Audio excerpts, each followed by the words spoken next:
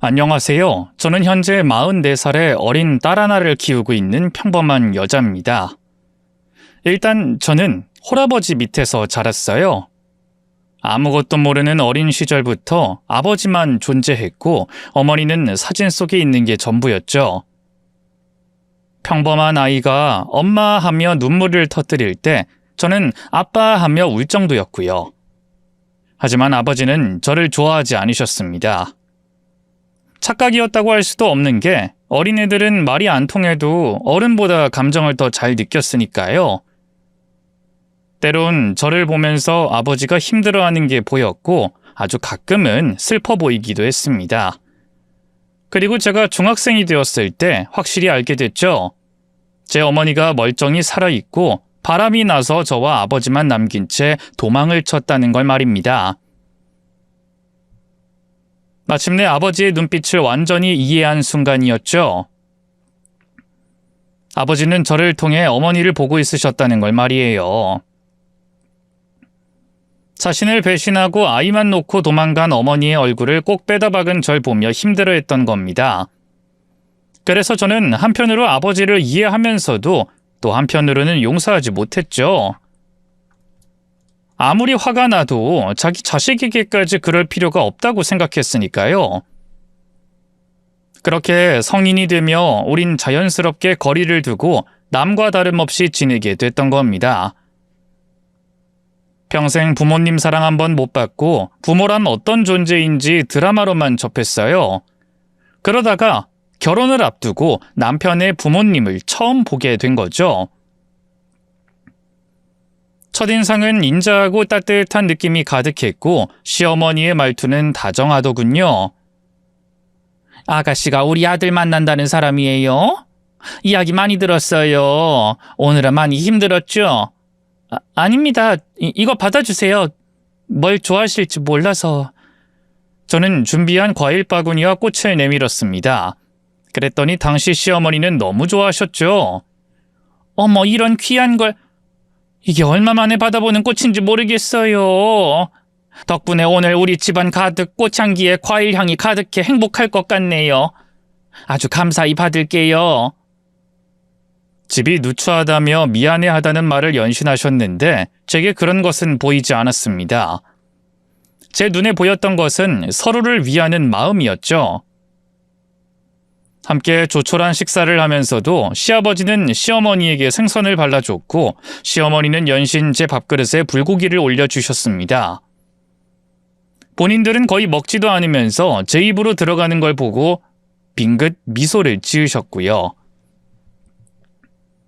마음이 정말로 너무나 따뜻해졌습니다. 이런 게 진짜 가족인가? 하는 생각이 들었고 그 가족들과 한 가족이 되는 걸 꿈꾸게 됐죠. 남편도 저도 돈을 벌고 있으니 나쁘지 않을 것 같았던 겁니다. 초반에 따로 집을 구해서 살았는데 결혼하고 1년이 넘어갈 무렵엔 아예 함께 살게 되었어요. 저나 남편 둘 다 일을 하니 시어머니가 매번 반찬의 청소까지 다 해주셨기 때문에 차라리 같이 사는 게 더 나을 것 같다 판단했던 거죠. 주변에서는 후회한다, 들어갈 땐 마음대로지만 나갈 땐 다르다 만류했었지만 웃기는 소리였습니다. 저는 오히려 남편과 둘이 살 때보다 훨씬 더 좋았거든요. 그만큼 시부모님 두 분 다 너무나 좋은 분들이었기 때문입니다. 합가 후 제 첫 생일날에 남편과 시부모님은 깜짝 파티까지 열어주셨어요. 미역국에 제가 좋아하는 떡볶이 그리고 케이크가 전부였지만 제게는 최고의 생일상이었습니다. 심지어 케이크는 어머님이 직접 만든 거였죠. 내가 서양 케이크를 만드는 걸 몰라서 내 친구한테 물어서 급하게 했더니 모양이 엉망이야. 미안하다. 내가 다음엔 진짜 더 예쁜 케이크 해주마. 그리고 이건 선물. 선물까지요? 목도리네요? 너무 예뻐요. 내가 목도리 직접 만들었어. 그리고 여기 풍선은 너희 시아버지가 하나하나 다 풀어서 꾸몄고 미역국이랑 떡볶이도 이 사람 작품이다. 요리를 워낙 못해서 3번이나 시도한 거니까 한번 먹어봐라.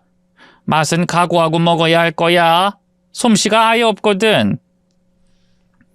저는 울컥해서 울먹거리며 물었습니다. 이거 만드는데 시간 많이 걸리셨을 것 같은데 두 분 다요. 너 생각하면서 하니까 금방이지 뭐. 우리 예쁜 며느리, 우리가 널 위해서 이 정도도 못하겠니? 그리고 돈 들여 하는 선물이라는 게 결국 너랑 내 아들이 번 돈 쓰는 거잖니. 너희 돈으로 생일 축하한다, 선물 내미는 게 부끄러운 짓이고. 그래서 정성 들여 선물하고 싶었어. 직접 만들어 좀 촌스럽긴 하니까 일부러 하고 다닐 필요는 없다. 아니요, 너무 예뻐요. 진짜 너무요. 매일매일 하고 다닐게요. 저는 미역국을 먹다가 결국 눈물까지 뚝뚝 흘렸습니다. 세상에서 가장 짠 떡볶이에 살아 숨쉬는 것처럼 질긴 미역국이었지만 제가 먹은 것 중에 가장 맛있었죠. 그때를 떠올리면 아마 제가 꿈꾸던 천국에 가깝지 않을까 싶을 정도로 행복했어요. 아마 그래서 남편의 갑작스러운 실직에도 저는 덤덤하게 상황을 받아들일 수 있었죠. 힘들어하는 남편에게 저는 말했어요. 난 당신 믿어. 그러니까 너무 조급해하지 말고 취업에만 신경 써. 알았지? 그냥 뭐라도 하는 게 좋지 않을까? 배달이나 대리운전 같은 거. 요즘 그런 것도 돈이 많이 된다고 들었어. 야, 아무래도 당신 혼자서 벌어서 나랑 우리 부모님까지 너무 힘들지 않겠어? 하나도 안 힘들어. 내가 다른 곳에서 일을 하면 되는 거지. 주변에 물어보니 야간에 하면 돈도 더 받는 곳 있다고 하더라. 공장 같은 곳에 취업해 볼 생각이야. 아니, 공장이라니 당신이 왜? 괜히 나 때문에 지금 다니는 곳 그만두는 게 난 더 마음 아파. 지금 당신이 하는 일 좋아했잖아. 사람들도 좋고 일도 재밌다며. 재미는 있지. 그래도 난 당신이랑 시부모님이 더 좋거든. 그러니까 당신은 하루라도 빨리 취업할 생각만 해. 내 걱정은 말고. 내가 다 알아서 해. 알았지?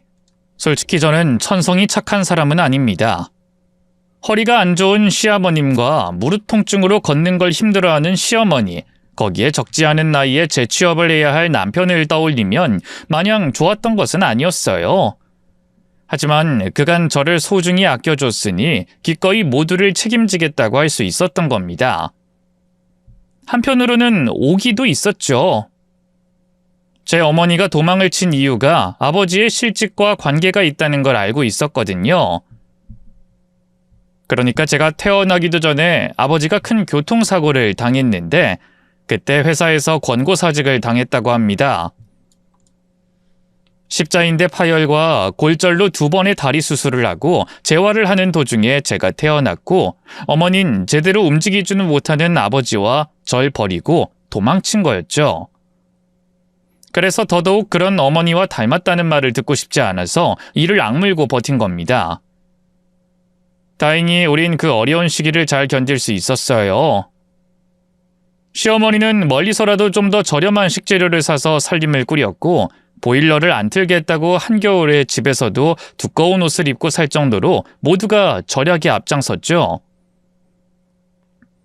형편이 어려울 때 그나마 식탁에 올리기 만만한 게 계란이었는데도 그마저도 가족들은 제게 주려고 했습니다. 왜 2개를 다 저를 주세요? 어머님이랑 아버님 드세요. 우린 됐어. 난 계란 별로 좋아하지도 않고. 이 사람도 입맛이 없다고 하니까 너 먹어. 거짓말 하실 거예요? 계란 좋아하는 거 저 다 알아요. 저번에도 제 것만 해주시고 2번 안 드셨잖아요. 저 그럼 진짜 속상해요? 아이, 그냥 먹어. 우리야 뭐 이런 거 하나 더 먹는다고 오래 살겠니? 하지만 공장 일 다니면서 잠도 못 자는데 이 정도는 먹어줘야 힘을 내지. 아들한테도 줄 것 없다. 너 우리 집 가장이야. 혼자 벌어 집세에 관리비에 우리 보험료에 휴대폰 요금까지 내고 있잖아. 아이, 그래도 우린 너 먹는 것만 봐도 배가 불러. 거짓말 같니? 하지만 원래 부모는 이런 거야. 성경이 넌 며느리지만 우린 너 진심으로 딸처럼 생각한다. 그러니 겨우 계란 하나로 눈치 보지 말란 뜻이고. 더 달라 때를 써주면 우린 더 좋고. 그럼 차라리 제가 일을 더 늘리면 이 일을 5개를 더 해도 우린 똑같아. 그러니 행여나 무리해서 일 늘릴 생각도 마라. 우린 돈보다 가족이 더 우선인 사람들이니까. 알았지? 이렇게 양보해주는 것도 행복이고 우리가 너한테 해줄 수 있는 것들이니 그 기회까지 빼앗지도 말고 그냥 좋게 받아줘, 응? 친아버지에게서도 못 받아본 사랑이었어요. 실제로 시부모님 두 분 다 제 표정 하나, 한숨 한 번에도 가슴을 쓸어내리는 분들이었죠. 그래서 저는 더더욱 그 사람들을 위해서 기꺼이 희생할 수 있었던 겁니다. 그런데 그 와중에 저희에게 문제가 생기고 말았죠. 바로 제가 임신을 하게 됐던 거죠. 기뻤지만 당황스럽긴 하더군요. 온전히 생활비 전부를 부담하고 있던 제 임신으로 모든 게 엉망이 되었다. 저는 절망감을 감추지 못했습니다. 어쩜 시댁 식구들 모두가 실망할 수도 있다고 판단했고요. 그런데 시부모님도 남편도 제 임신을 진심으로 기뻐했고 다들 머리를 맞대고 의견을 내기 시작했습니다. 엄마, 나 그냥 취업 포기하고 아는 친구한테 부탁해서 공사장에 인부로 들어가려고. 들어가서 기술이라도 배우는 게 장차 태어날 아이를 위해서도 그게 맞지 싶어. 엄마랑 아빠 생각은 어때? 그래, 그렇게 해. 우리 선경이 고생시키는 건 엄만 못 본다. 나도 이 사람이랑 둘이서 청소일 알아보기로 말 맞춰놨어. 허리 안 좋고 무릎이 아파서 온전히 한 사람 목숨 못해도 둘이서 한 사람 월급은 못 받겠니? 그 말을 듣는데 저는 솔직히 좀 놀랐습니다. 팔은 안으로 굽는다고 아들이 위험한 일을 하겠다고 하면 당연히 말릴 줄 알았는데 저를 위해 그렇게 하라고 할 줄은 몰랐으니까요. 심지어 시부모님 두 분까지 나서서 청소 일을 하겠다니 저는 놀라서 끼어들었죠. 지금 무슨 말씀하시는 거예요? 저 아직 아이 낳은 것도 아니고 한참 더 공장 다닐 수 있어요. 근데 무슨 취업을 포기하고 막노동에 청소일까지...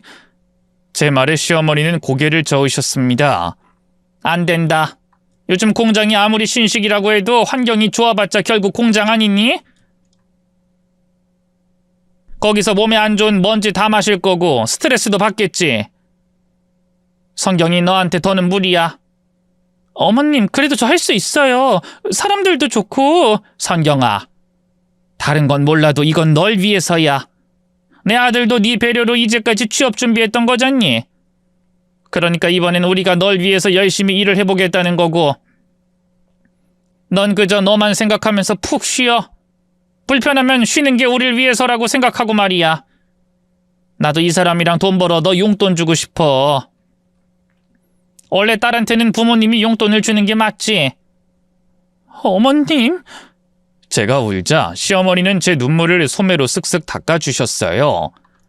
아유, 어째 이렇게 눈물이 많아. 울지 마.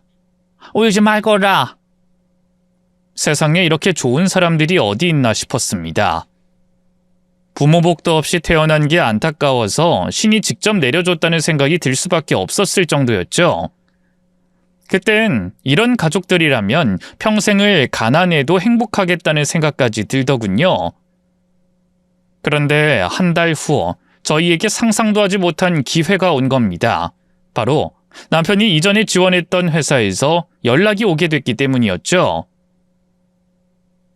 중견기업이야. 복지도 연봉도 진짜 좋은 곳이라 나 서류에서 바로 탈락했는데 난 당연히 그럴 거라고 생각하고 있었지. 근데 연락이 온 거야. 실수가 있었다고. 실수? 그게 무슨 말이야? 채용 과정에서 내 서류가 누락됐던 거라고 하더라. 다시 면접 보자고 했고 오늘 면접 분위기도 너무 좋았어. 아무래도 나 합격할 것 같아. 진짜? 결과는 언제 나오는 건데? 일주일 뒤. 여보, 나 여기 들어가면 진짜 우리 가족 고생 끝이야. 이전보다 거의 2배는 더 받게 되면 저축도 하고 여유롭게 외식도 하면서 그렇게 살 수 있다고. 남편의 기대감이 너무 높아서 한편으로는 걱정도 많이 했지만 속으로는 기도를 수백 수천 번도 더 했습니다. 제발 우리 남편 앞길 한번 열어달라. 그럼 뭐든 다 하겠다. 이렇게 말이죠. 그 간절한 기도를 하늘에서 들어준 건지 일주일 뒤에 나온 결과는 합격이었어요. 그날은 마치 월드컵 4강이 눈앞에서 결정된 것과 다르지 않았습니다. 시부모님은 소리를 지르며 서로를 끌어안고 눈물을 흘렸고 남편도 무릎 꿇고 오열을 했죠. 그렇게 남편의 재취업 성공 후 초반엔 생활이 이전과 크게 달라지진 않았어요. 시부모님이 하고 있던 청소일을 그만뒀다는 것, 식탁에 반찬이 아주 약간 더 많아진 게 전부였죠. 그러다가 몇 달 후에는 외식도 하게 됐고 또 얼마 뒤엔 오래된 전자제품을 바꿨습니다.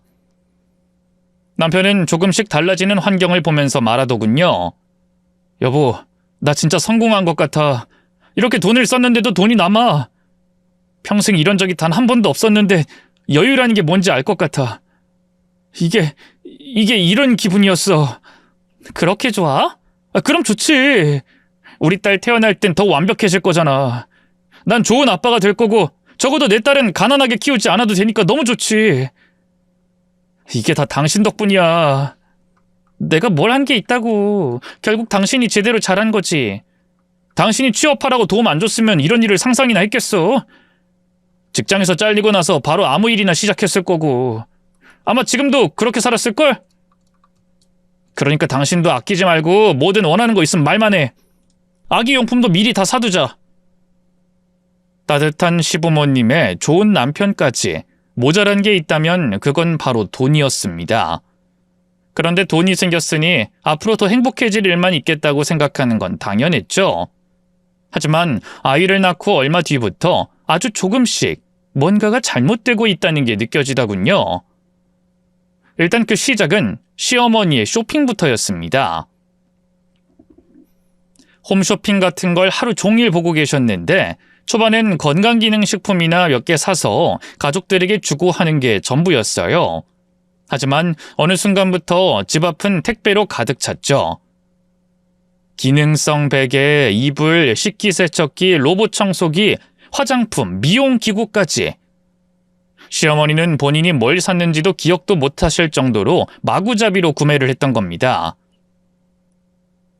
쇼호스트가 품절 임박이라고 하는 순간부터 홀린 사람처럼 전화기를 들어 주문을 하시더군요. 그리고 변한 건 시어머니뿐만이 아니었어요. 시아버지 역시도 그러셨죠.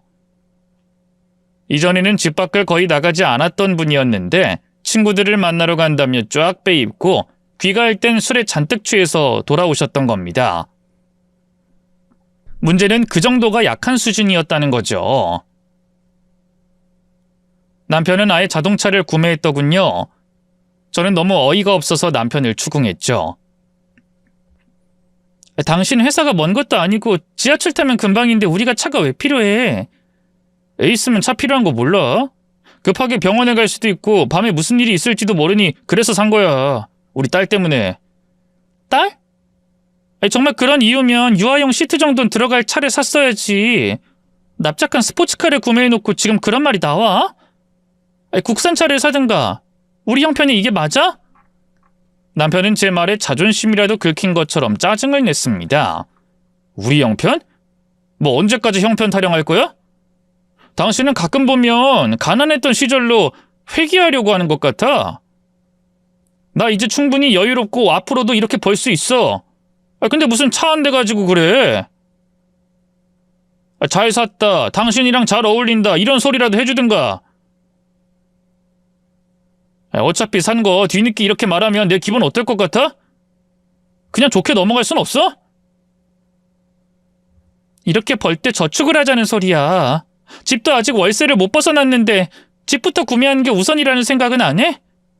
심지어 지금 그간 벌었던 돈 거의 없는 거 몰라? 언제는 저축해서 우리 딸 가난 안 겪게 하겠다며. 근데 카드까지 몇 개를 돌려쓰고 어머님이랑 아버님도 그걸로 쇼핑하고 술 드시고 그러잖아. 우편함을 봐. 내가 이런 말 안 하게 생겼나? 평생 없이 살았던 사람들이야. 나도 그렇고 우리 부모님도 마찬가지고. 그래서 잠깐 그러다가 말 거라고. 원래 가난이라는 게 마음의 병을 줘. 그래서 쓸모없어 보이는 것도 사고 싶고 가지고 싶은 거고. 그간 얻어먹은 친구들한테 베풀고 싶은 거야. 얼마나 못 가지고 살았으면 저럴까 이해하고 넘겨야지. 카드 명세서 보면서 한숨 푹푹 쉬고 그러는 거 나 솔직히 좀 별로야. 당신도 이제 적당히 해. 지금 내가 잘못했다는 거야? 당신 벌어오는 만큼 돈 안 쓰는 게? 물고기도 작은 어항에 가둬두면 딱 그 사이즈에서 커지지 않는다고 그러더라. 어항 크기가 바뀌어야 커지는 거라고. 나 이제 더는 그 좁은 어항에 있기 싫어. 열심히 벌어서 쓸 만큼 쓰면서 여유롭게 그렇게 살고 싶은 거라고. 그러니까 자꾸 나한테 좁은 어항에 다시 들어가자고 말하지 마. 당신은 어떨지 몰라도 나한테 가난은 지옥이었으니까. 남편에게 그 말을 들었을 때 생각해보니 저 역시도 사회초년생 때 비슷한 경험이 있었다는 걸 떠올렸죠. 뭐 딱히 필요한 것도 아닌데 예뻐서 사고 아기자기한 작은 소품을 구매하는 것을 한 달에 한두 번씩 스트레스 해소처럼 했었으니까요. 물론 그러다가 어느 정도 시간이 흐른 뒤에는 더는 그런 불필요한 소비를 하지 않았습니다. 그러니 시간이 흐르면 다들 제자리로 돌아올 거라고 생각하고 믿고 기다렸던 거고요. 하지만 시댁 식구들은 점점 심해지기만 했죠. 매일 카드 체납 우편물이 날아오고 전화가 걸려오는데도 다들 걱정조차 하지 않았습니다. 결국 저 혼자서 생활비를 아끼고 절약하며 한 쇼핑몰에서 고객 상담하는 일을 재택근무로 시작하게 됐죠. 돈은 한 푼 없는데 집안일도 아이를 돌보는 것도 그 누구도 돕지 않았기 때문입니다. 그런데 시부모님은 그것조차 불만이 있으셨어요. 시아버님은 제가 일을 끝낸 뒤 짧은 점심시간에 맞춰 차린 밥상을 보고 숟가락을 딱 집어 던지시며 고개를 저으셨습니다. 이것도 점심이라고 내놓은 거야? 아침에 먹었던 그대로 아니냐? 국만 바뀐 게 점심이야? 이러려고 너 일 끝날 때까지 손가락 빨고 기다리게 했어? 무슨 대단한 일한다고. 죄송해요. 그 상담 업무가 좀 늦게 끝났는데 점심시간은 1시간이거든요. 얼른 먹고 접속해야 하는 상황이라 급하게 차렸어요. 재택근무라 방에 박혀서 하는데 사람이 있는지 없는지 알아? 대충대충 하면 될걸. 요즘 다 알아요. 접속한 기록도 다 뜨고요. 그리고 돈 받고 하는 일인데 제대로 해야죠. 돈을 줘야 제대로 한다는 거냐? 우린 너한테 돈 안 줘서 대충 하는 거고. 이건 무슨 반찬에 고기는 없고 죄다 풀. 이거 먹고 무슨 힘이 나겠어? 늙으면 단백질이 얼마나 중요한데. 됐다. 난 시켜 먹을 테니 너나 많이 먹어라. 시어머니는 그런 시아버지를 보더니 제게 한 소리 하시더군요. 넌 왜 혼자 그렇게 궁상을 떠니? 누가 보면 우리가 너 일하라고 등 떠민 줄 알겠어. 내 아들 돈 벌어오고 여유롭게 지내라고 했는데 굳이 이렇게까지 하는 이유가 뭐야? 시위라도 하는 거야? 아님 집에서 애 보면서 우리 밥상 차리는 것만 하라는데 그게 싫어서 일하는 거니? 그게 아니라요. 그이가 생활비도 안 주고 있고 일단 카드값이 너무 많이 나와서. 아 그래? 이제 생각나네. 너 우리 아들한테 나 쇼핑 많이 하고 저 사람 술 먹고 친구들 만나고 다닌다고 뭐라고 했다며? 뭐라고 한 게 아니라 지금 그런 상황인데 차를 사서. 너 참 웃긴다. 내가 네 돈 썼어? 선경이 네 돈 쓴 거냐고? 내 아들 돈 부모가 좀 쓴다는 게 그렇게 아니 꼽니? 쇼핑 그거에서 얼마나 된다고 그걸 아들한테 쪼르르 일러? 누가 보면 내가 아주 수억 쓴 줄 알겠어. 사람이 상황이 바뀌면 조금은 변할 줄도 알아야지. 가난했었으니 앞으로 평생 허리띠 졸라매며 그렇게 살기라도 해야 한다는 소리니? 그런 뜻이 아니라요. 시끄러!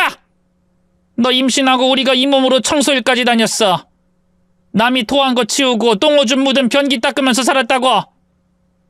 근데 이제야 숨통 좀 트이고 돈도 좀 쓰고 살겠다는데 혼자 가진 궁상 다 떨면서 눈앞에서 왔다 갔다 하는 거 나 솔직히 싫다. 꼭 나한테 다시 청소일 하라고 하는 것 같아 싫다고. 정말 그런 건 아니에요. 전 단지 너무 걱정이 되고 이러다가 정말 큰일 날까 봐. 큰일 났으면 하고 바라는 거 아니고. 너 가만 보면 그거 같아. 우리가 너한테 온전히 기대서 고맙다 감사하다고 했을 때로 돌아가고 싶어하는 것 같다고. 올 아들이 잘 돼서 기분 나쁜 거야? 그래서 시비하는 것처럼 내가 쇼핑하면 한숨 쉬고 아들 차 산 걸로 언성 높이고. 어머님, 앞으로 재택근무 같은 거 하지 말고 우리 수발이나 들어. 그게 원래 며느리의 본분이야. 이제야 집안에 가장이 자리 잡혔고 제대로 집안 꼴이 돌아가는데 며느리가 그래서야 되겠니? 내일부턴 삼시세끼 반찬 새로 만들어서 올리고 집안일도 싹 다 해놔.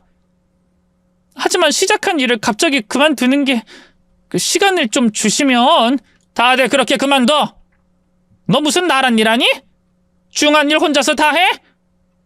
그깟 상담사가 뭐가 중요하다고 시간을 달대? 나도 상담하는 애들 전화 많이 받아봤어. 쇼핑하면서 매번 나 상대해주는 그거잖아. 그냥 개나 소나 아무나 하는 일이고 열받은 고객들한테 욕먹는 일을 하는 게 상담사 아니니? 됐고, 시간 못 주니까 내일부터 당장이야. 아까 말했지만 너한테 돈 벌어오란 사람 아무도 없으니까 혼자서 동동거리면서 유세 떨지 말고 시키는 일이나 해. 저는 기다리고 또 기다렸습니다. 아주 잠깐 변한 걸 거라고, 다시 따뜻했던 이전 모습으로 돌아올 거라고요. 하지만 그 누구도 그 전과 같은 모습은 보이지 않았습니다. 남편은 아이가 깨어서 우는 소리만 들어도 제게 짜증을 냈고 제 옷, 머리, 화장에도 불만이 가득했죠. 그리고 시아버지는 늘 음식이 입에 맞지 않다면서 화를 냈으며 시어머니는 제 표정 하나에도 언성을 높이기 시작했습니다. 그러다 보니 이전의 기억이 꼭 꿈처럼 느껴지더군요. 너무 힘들어서 이혼을 할까 하는 생각이 들 정도였죠. 그런데 바로 그 무렵에 아버지에게 연락이 왔습니다. 평소에는 전화 한 통 안 하는 사람이었기에 무슨 일이 있나 싶어 가겠다고 했죠. 그 전에 시부모님의 새끼를 모두 책임져야 했기에 저는 허락을 먼저 구했습니다. 헌데 시어머니는 어이가 없다는 듯 웃더니 묻더군요. 돈 달라니? 무슨 사고라도 쳤다지? 음주운전 합의금 그런 거 아니니? 운전기사라며. 네? 그런 거 아니에요. 그럼 무슨 일인데? 사돈이 무슨 일로 널 갑자기 불렀냐 이거다. 그건 그냥 일단 좀 보자고 하셔서요. 결혼하고 찾아뵌 적도 없으니 아이 데리고 한번 갈까 싶어서 알겠다고 했어요. 일단 보자? 그게 그거잖니. 돈 달라. 저희 아버진 저한테 돈 달란 말은 한 번도 하신 적 없으세요. 이제 늙고 병들고 힘없으니 하나 있는 딸한테 기대려는 수작이지. 네 말처럼 평생을 돈 달라 결혼하고 찾은 적도 없는 양반이 왜 연락을 했겠어? 뻔한 거 아니니? 근데 이건 명확하게 하자. 결국 돌고 돌아 내 아들한테 기대려는 거 아니겠어? 아니 너야 집에서 애나 보고 살림이나 하는 여잔데 돈 달라고 하는 건 내 아들한테 달라는 거나 마찬가지고. 내 말이 틀려? 저희 아버지는 그런 분이 아니시라. 이제와 편이라도 들겠다 이거니? 언제는 우리가 진짜 부모 같다며? 부모 사랑 못 받아서 내 목도리 하나 받고 엉엉 울던 거 그 사이 까먹었니? 팔은 안으로 굽는다더니 어디서 되도 않게 꼴에 아버지라고 감싸고 있어? 어쨌든 돈은 안 된다. 내가 다른 건 몰라도 계집들이 친정으로 돈 빼돌리는 꼴은 못 봐. 알았어? 내가 다 확인할 거야. 알았냐고? 결혼하고 처음으로 제 발로 가는 친정이었는데 집에 있는 돈을 모두 들고 나갈 사람한테 할 법한 이야기만 늘어놓으셨죠. 결국 불쾌한 상태로 아버지를 마주해야 했고 저 역시도 기분이 썩 좋진 않았어요. 얼른 이야기 듣고 빨리 일어나고만 싶었죠. 그런데 아버지가 대뜸 제 얼굴을 살피더니 이러시더군요. 차라리 이혼해라. 얼굴이 꼴이 그게 뭐야? 지금 뭐라고 하신 거예요? 이혼하라고. 힘든 일 있으면 언제든. 저는 불쑥 화가 났습니다. 아버지가 무슨 권리로 저한테 이러세요? 연락 한 번 없이 관심 한 번 없이 그렇게 저 방치하셨으면서 이제 와서 제 결혼에 왜 왈가왈부하시냐고요?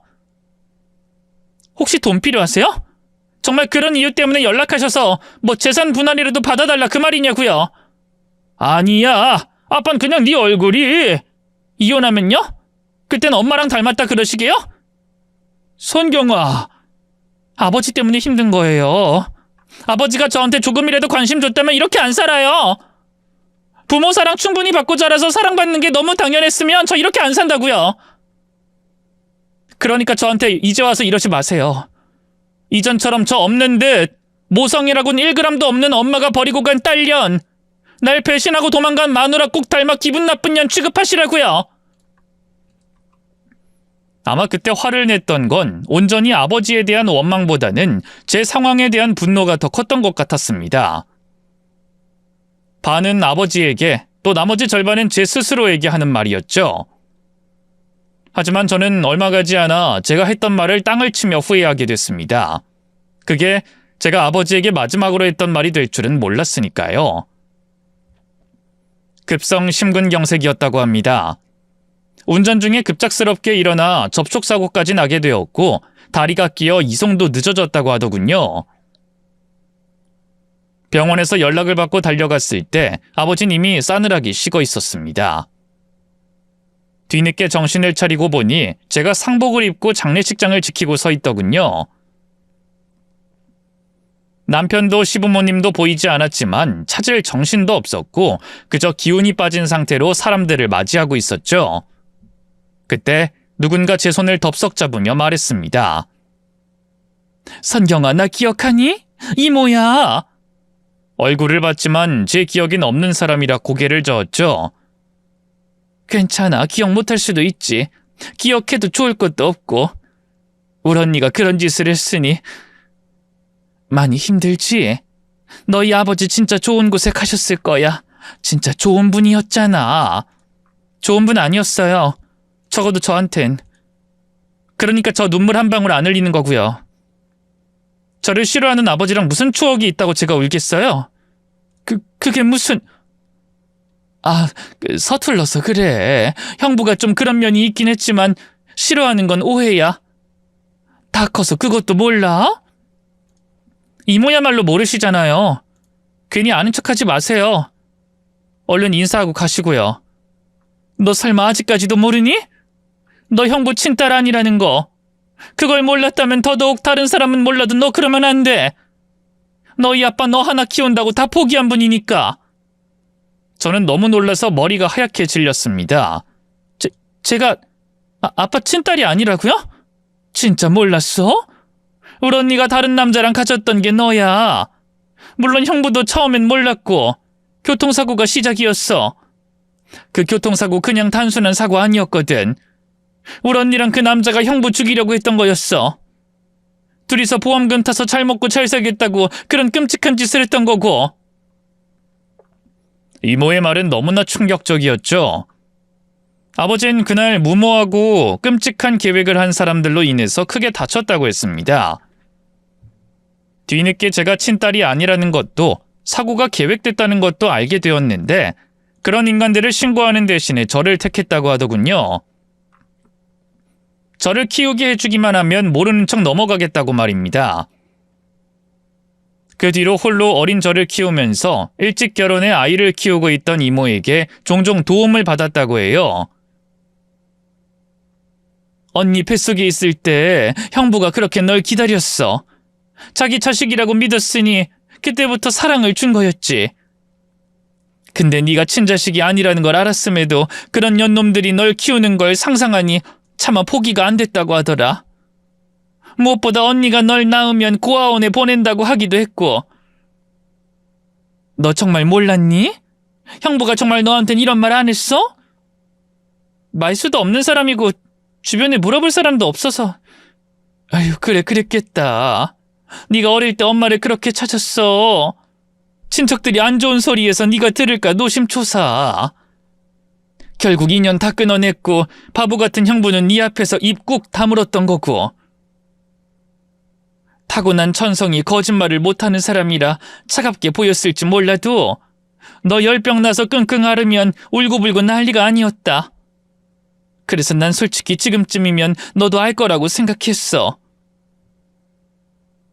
저는 몰랐다고 변명을 하려고 했는데 말은 나오지 않고 울음이 터졌습니다. 그대로 바닥에 주저앉아서 눈물 콧물 흘리며 꺽꺽거렸죠. 생각해보면 저는 비록 운전기사의 딸이었지만 돈에 쪼들린 적이 단 한 번도 없었습니다. 원하는 게 있으면 가질 수 있었고 먹고 싶은 것도 마음대로 먹었죠. 저를 방치했다고 원망했지만 바쁜 와중에도 식탁엔 늘 약간의 현금과 음식이 놓여 있었으니까요. 아내가 다른 남자와의 사이에서 낳은 딸인 저를 보는 것만으로도 힘들었을 아버지에게는 그게 최선의 사랑이었던 겁니다. 아니, 어쩌면 그건 아버지만의 진짜 부성이었을 수도 있겠네요. 저만 바보같이 그런 아버지의 진심을 몰랐던 거죠. 그렇게 한참을 울고 있는데 전화가 계속 울렸습니다. 시어머니의 전화였고 장례식으로 오고 있는 모양이다 생각하고 전화를 받았죠. 당연히 울다가 받아서 목소리가 잠겨 나왔고요. 그런데 시어머니가 대뜸 "너 우냐?" 하고 묻더니 한참을 말이 없는 겁니다. "어머님, 저는 괜찮아요. 걱정 안 하셔도 되니까 말씀해 보세요. 혹시 어디쯤 오셨어요?" 저는 저를 걱정한다고 생각하고 추측해 말했는데 시어머니는 콧방귀를 끼셨죠. "거기가 어디라고 우리가 가니? 너 이 집 모양인데 내일 모레 너희 시아버지 생일이야. 원래 축하할 일이 있을 때는 조문 가는 거 아니고 괜히 갔다 안 좋은 거라도 붙으면 어쩌자고 거길 가겠어. 물론 일반적인 사돈 관계면 나나 아범은 갔겠지만 결혼식 때나 슬쩍 한번 본 게 전부인데 우리가 가서 뭘 할 수 있다고 거길 가? 괜히 부정만 타지." 기가 찼지만 일단 그 상황에 오더라도 꼴도 보기 싫어서 그냥 넘어가려고 했습니다. "네, 그러세요. 그게 다니? 넌 내일은 올 거지? 미리 와서 장도 보고 해야 생일상을 차릴 거 아니야." "그게 무슨 말씀이세요? 저 아버지 장례식 끝나면 발인도 해야 하고 앞당기면 그만이지. 누가 요즘 촌스럽게 장례식을 날짜 꽉 채워 하니? 사람 맞춰서 그냥 저냥 하는 거지. 아니, 남기고 간 재산도 없는 운전기사 따위가 손님이 오면 얼마나 온다고. 대충 오늘 발인 끝내고 바로 넘어와. 너 생일 예전에 챙겨준 거 기억하면 이러면 안 되는 거야." "어머님, 정말 해도 너무하신 거 아닌가요?" 저는 너무 서러워서 울먹이며 외쳤죠. "아주 우는 것도 습관이야. 지겨워. 궁상궁상 지질이 궁상. 잔치상 차리려니 뭘 그리 쳐울고 자빠졌어.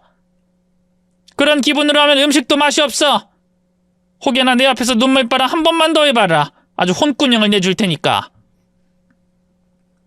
시어머니가 막 큰 소리를 내는데 전화기 너머로 제 아이가 우는 소리도 들리더군요.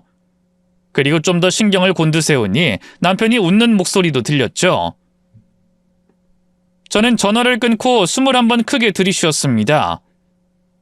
순간 이혼을 하라던 아버지의 목소리가 제 귓가에 들리는 것 같았죠. 이모에게 대충 사정을 설명하고 잠시 장례식장을 비우겠다고 했습니다. 그리고는 바로 상복을 입은 상태로 시댁으로 향했죠. 시부모님과 남편은 절 보고 잠깐 놀란 것 같았지만 TV를 보면서 한참 이야기만 했습니다. 저는 가장 먼저 아이가 한쪽 방에서 울고 있는 걸 보고 먼저 다가갔습니다. 기저귀도 갈아입히지 않은 모양인지 축축하고 무겁더군요. 빠르게 기저귀만 갈아입힌 뒤 문을 닫아 걸었고 저는 성큼성큼 다가갔죠. 시어머니는 목을 길게 빼고 제게 물을 가져다 달라고 심부름을 시켰고요. 부엌으로 방향을 틀어 찬장을 열었죠. 명품이라면서 한쪽 구석에 고스란히 박아둔 접시, 홈쇼핑에서 산 유럽풍 그릇까지 눈에 보이는 걸 모두 끄집어내고 싱크대로 하나씩 던졌습니다. 깨지는 소리에 시댁 식구들이 나왔고 마침내 저는 마지막 접시를 들고 아래로 떨어뜨렸죠. 시어머니는 날카롭게 소리를 질렀어요. "너 미쳤니? 그게 얼마짜린데 너 돌았어? 이게 애비 죽고 귀신 들려왔어?" "네, 저 미쳤어요.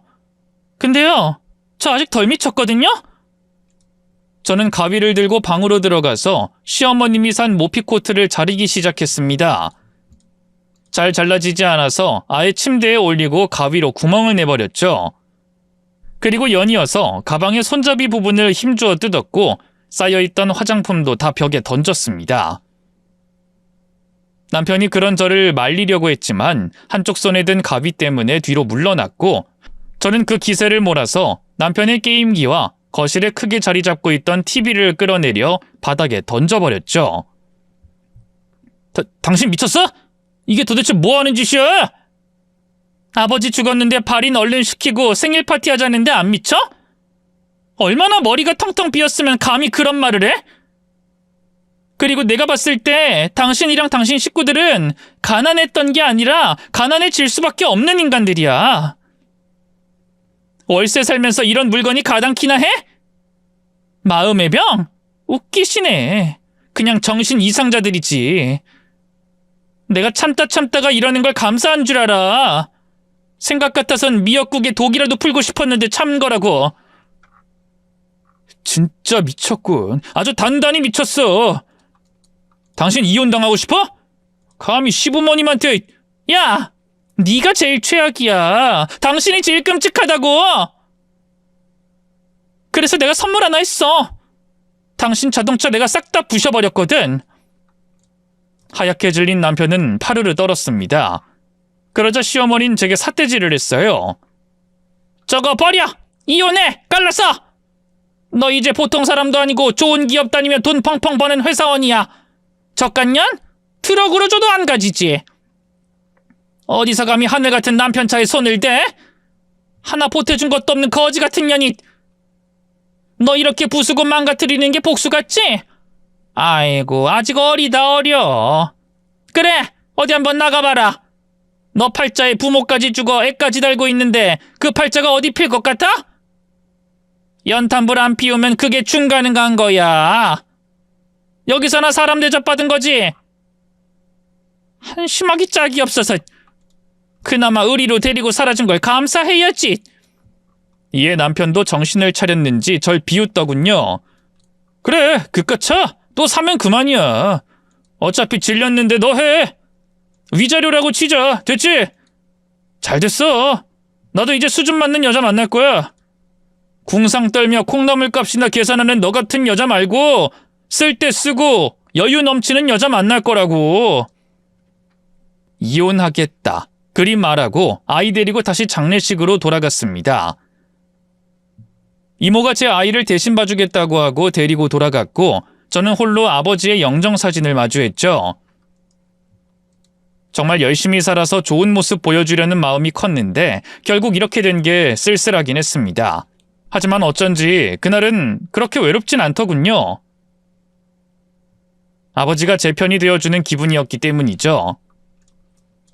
삼가 고인의 명복을 빕니다. 제가 좀 늦었어요. 아가씨가 선경이 맞지? 누구세요? 저를 아세요? 나이는 60대 중후반 정도로 보였는데 아주 멀끔한 차림에 좋은 냄새가 났습니다. 그분은 제게 명함 한 장을 건네주며 자신을 소개했죠. 아가씨 아버님이 제 운전기사였습니다. 이렇게 말하니 좀 이상한데 제가 아끼던 직원이자 친구였다 그리 알아주시면 좋겠네요. 사고 당시 저도 같이 있어서 좀 늦었습니다. 미안합니다. 그래도 병원에서 깨어나 바로 왔으니 용서해 주세요. 제가 뭐라고 용서를... 아닙니다. 다 제 탓이에요. 그분은 영정사진 앞에서 한참을 흐느꼈고 덜덜 떨리는 손으로 저희 아버지 영정사진을 만지며 왜 이렇게 갔냐? 너무 보고 싶다. 정말 미안하다며 아버지에게 말을 걸었죠. 그렇게 한참을 있다가 진정이 되었는지 주변을 보며 제게 물었습니다. 그나저나 성우 씨는 왜 안 보이죠? 제 남편요? 제 남편도 아세요? 그럼요. 아, 혹시 아버지가 말을 안 했나요? 허참, 그 사람도 실은 아가씨 부친께서 부탁해서 저희 회사로 오게 했던 거거든요.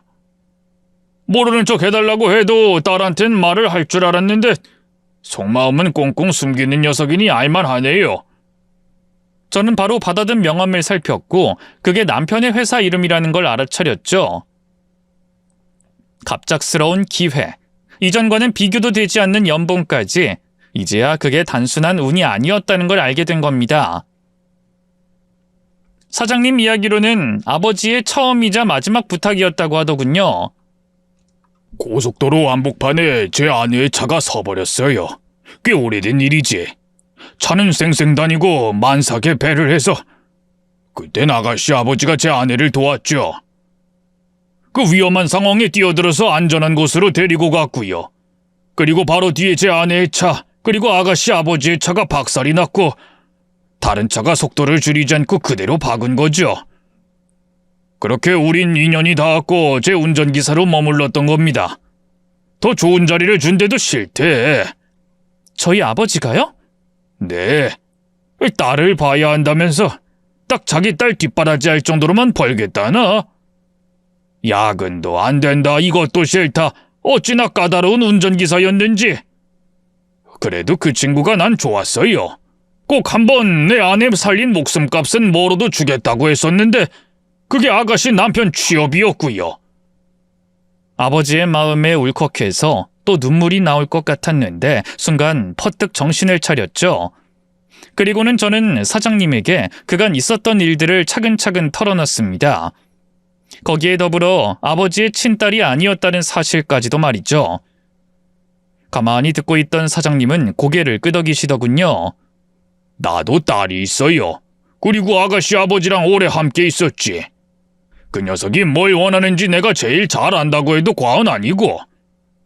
고작 물건 몇 개로 복수는 아니니 제대로 복수하게 도울게요. 그래야 나도 나중에 죽어서 저 친구 다시 만나면 당당할 수 있을 테니까. 괜찮죠? 하지만 방법이 있나요? 사람 자르는 거 쉽지 않지. 하지만 그 친구는 달라요. 내가 부탁받아서 겨우 참았던 거지 걸고 넘어질 문제는 끝도 없고 사고를 친 것도 있었거든요. 그러니 내 선에서 알아서 정리를 하는데 대신 아가씨가 우리 회사로 들어와요. 그 친구 부탁은 부탁이니. 저요? 하지만 전 아이도 있고 무엇보다 아버지 친딸도 아니고. 아가씨 아버지 진짜 좋은 사람이에요. 사고 났을 때도 날 보호하겠다고 핸들 틀다 죽었다고. 친딸이든 아니든 그건 중요하지 않아요. 내 친구는 죽어서라도 아가씨 보호할 녀석이니 나도 그 유지를 받아야 하지 않겠어요. 그리고 저희 부서 중에 재택으로 돌릴 만한 일도 있으니까 아이 문제도 걱정 말아요. 이혼은 내가 변호사 붙여줄 테니 그때까진 이 모든 일은 함구하고 내가 최고의 복수가 뭔지 제대로 보여줄게요. 저는 실시간으로 상황을 비서에게서 전달받았습니다. 하지만 정말이지 이해 못할 부분이 많았죠. 가장 먼저 한 것은 남편의 승진이었어요. 그리고 연봉까지 더 올려주겠다고 약속을 했다고 했습니다. 당장 그만두게 해서 쫓아낼 줄 알았더니 오히려 더 잘되게 만든 거였죠. 그런데 그 덕분인지 남편은 이혼을 더 빨리 진행하려고 하더군요. 양육권도 포기하겠다. 위자료도 더 주겠다. 별거 없긴 해도 재산 분할도 기꺼이 한다고 했죠. 아마도 자신이 승진으로 돈을 더 벌 수 있으니 하루라도 빨리 저를 치우려고 했던 것 같았습니다. 그리고 마침내 이혼 숙려 기간이 지난 후 완전히 법적으로 남남이 되었을 때 저희는 법원 앞에서 마주했죠. 남편은 이죽거리면서 제게 이러더군요. 너 아마 오늘 일 땅을 치고 후회할 거야. 그냥 빈대처럼 납작하게 버틸걸. 쥐 죽은 듯 내내 하고 살 거라고. 난 너 없어지니까 완전 인생 제대로 폈어. 시어머니도 거들었죠. 이래서 여잔 잘 들어와야 하는 법이지. 봐라, 우리 아들이 날개를 달았어 아주. 저는 그 말을 듣고 웃었습니다. 과연 그럴까요? 저도 이해 못했는데 이제 알았어요. 남편한테 사장님이 왜 날개를 달아줬는지. 높은 곳에 있다가 떨어져야 더 아플 거라는 거. 승진하고 연봉도 협상 새로 하고 그래서 차도 뽑고 집도 이사하고 난리가 아니었죠? 어머님도 쇼핑 엄청 하셨고. 그래, 했다 왜? 부럽니? 배 아파? 너도 어디서 옷 좀 샀니? 짝퉁이지? 그리 꾸며도 본질은 안 바뀌는 법인데 부러워서 발악하는 꼴이란 우습구나. 그때 남편의 휴대전화가 기가 막힌 타이밍에 울렸고 남편은 전화를 받고 얼마 안가 사색이 되었습니다. 절대 아니라느니 오해가 있다느니 그런 말을 주고받더니 파들파들 떨면서 전화를 끊었죠. 시어머니는 무슨 일이냐고 물었고 남편은 감사팀에서 연락을 받았노라 대답했어요. 저는 그걸 듣고 빙긋 웃었죠. 제가 말했잖아요. 곧 떨어져 죽을 거라고. 비품 횡령에 뒷돈까지 받았다고 하던데. 저런. 회사 법무팀 통해서 법적 대응 검토 중이라고 말하지 않았어? 당신이 그걸 어찌 알아? 뭐야, 당신 뭐냐고? 남편이 제 멱살을 잡을 듯 달려들었는데 제 앞으로 고급 외제차가 섰죠. 그리고 젊은 운전기사가 내리더니 제게 문을 열어줬습니다. 그것도 사장님이 시킨 거였고요. 시어머니는 저를 아래 위로 훑더니 이전과 달라졌다는 걸 알아차리셨죠. 너? 이거 짝퉁 아니구나. 비싼 거 그거지? 너 뭐야? 어디서 로또 맞았어? 아, 이거요? 저희 아버지 유산이요. 제가 생각보다 엄청 사랑받았더라고요. 그럼 다들 한번 위기 극복 잘해보세요. 연탄불 피우지 말고. 아셨죠? 제가 차에 타려고 하자 남편이 절 잡고 늘어졌습니다. 말해줘. 너 아까 말하는 거 들으니까 뭔가 아는 거지? 사장님이랑 아는 사이야? 그래? 응, 맞아. 이혼 변호사도 거기서 지원해줬는데 몰랐니? 그럼 이거 짜고 치는 고스톱이었어? 나 이거 고소할 거야. 이건 불법이지. 사람을 막 함부로 자르고 그러면 돼? 이거 언론에 퍼뜨릴 거야. 회사에서 횡령하라고 했니? 등 떠밀어서 뒷돈 받은 거야? 당신이 그랬어. 고소? 어디 한번 해봐. 할 수 있다면 말이지. 알았어. 안 할게. 그럼 여보, 우리 다시 생각해 보자. 이건 아니지. 이건 사기야. 유산을 받았으면 말을 했어야 하고. 취소 사유 아니야? 이혼할 때 조건도 훨씬 유리하게 해줬잖아. 그거야 내가 받아야 할 몫이니까. 너희 가족 내가 다 먹여 살렸던 거 잊었니? 그리고 난 당신이 벌어온 돈 써본 적도 없어. 유산은 애초에 재산 분할에 포함 안 되는 거고. 그러니까 구질구질하게 굴지 말고 놔! 안 돼! 나 회사 잘리면 어쩌라고. 우리 가족도 진짜 죽어. 당장 집도 이사하고 차도 샀는데 이걸 무슨 수로 갚아. 엄마랑 아빠도 좀 어떻게 해봐. 눈치를 보던 시어머니는 제 손을 잡고 시아버지는 고개를 숙였죠. 상경아, 우리 아들 이야기 좀 들어보고 일단 진정하고, 어? 우리 솔직히 이런 식으로 끝내는 건 아니지 않니? 애도 있는데 이렇게 털고? 내가 잘못했다. 내가 늙어서 주책이었어. 우리 사정 한 번만 봐주련? 내가 너한테 잘했잖아. 목도리도 해주고. 미안하지도 않지만 저 그 목도리로 지금까지 버텼잖아요. 어머님이 저한테 욕할 때마다 한 올씩 풀었다 보니 이제 형태도 없어졌고요. 그러니 이제 서로 있어야 할 곳으로 각자 가는 게 좋겠어요.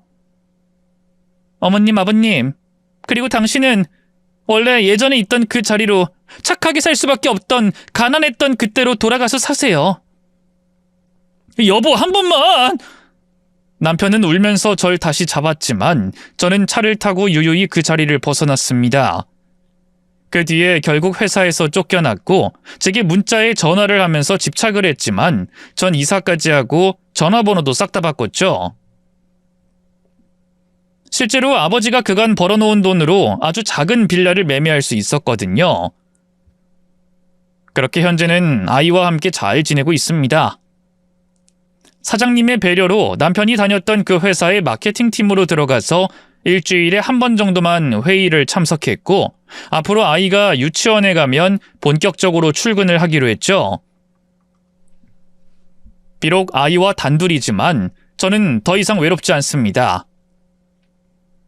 부모에게 사랑을 못 받아 늘 굶주려 했던 저는 달라졌거든요.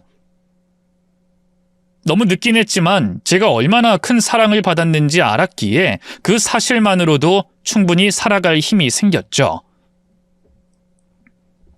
어쨌든 이번 일로 깨달은 건 하나입니다. 가난하다고 다 착한 것은 아니다라는 거요.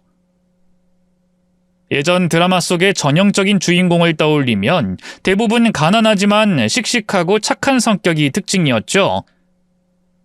반대로 악역은 모든 걸 다 가지고 있지만 악독한 성격이었고요. 저 역시도 늘 착한 주인공을 응원했고 가난과 착한 심성은 뗄 수 없는 하나의 묶음처럼 생각했습니다. 하지만 그런 편견이 얼마나 위험한지 저는 몸소 겪었어요. 즉, 가난해서 착할 수밖에 없었던 것이고 나쁠 수 있는 기회가 적었을 뿐이라는 걸 말입니다. 다른 분들도 제 이야기를 듣고 저와 비슷한 편견이 있다면 꼭 한 번은 다시 생각하셨으면 좋겠네요. 끝으로 다 함께 기도 한 번만 해주세요. 다음 생에 저희 아버지 친딸로 태어나게 해달라고요. 아버지가 유독 보고 싶네요. 이야기 끝까지 들어주셔서 너무 고맙습니다.